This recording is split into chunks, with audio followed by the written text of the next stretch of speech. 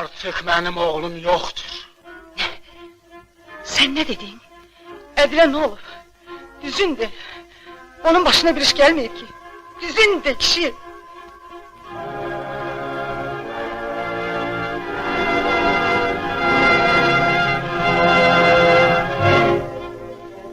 Edil!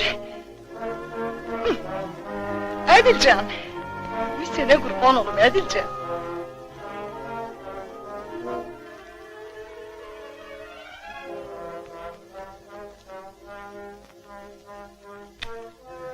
Saat gidin oraya getirin. Selamün aleyküm.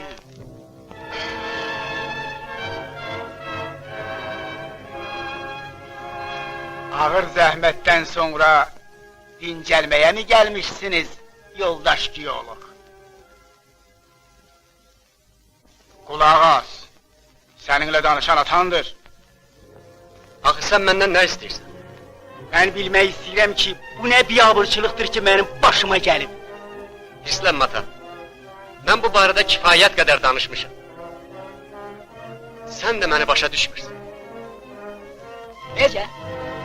Mən başa düşmürəm.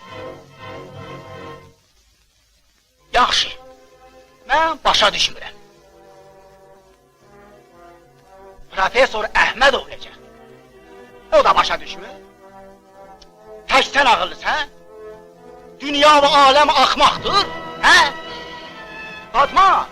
Ay Fatma! Sənin heç xəbərin yoxmuş ki. Oğul yox ki, ağıl dəryası doğmuşsan. Bəsdir ata. Mən Profesör Əhmədova demişəm. Sənə, köhnə buru ustasına da deyirəm. Əgər qazma davam olunarsa, böyük fəlakət baş verə bilər. Fəlakət? Bəli, fəlakət. Kəs səsimi! İtir buradan! Səni görmək və eşitmək belə istəmirəm. Edil! Edil! Hara gelirsen, sen ona kulak asma. Sen bilirsen ki o seni çok istiyor. Gitme Edil, gitme! Ağlama.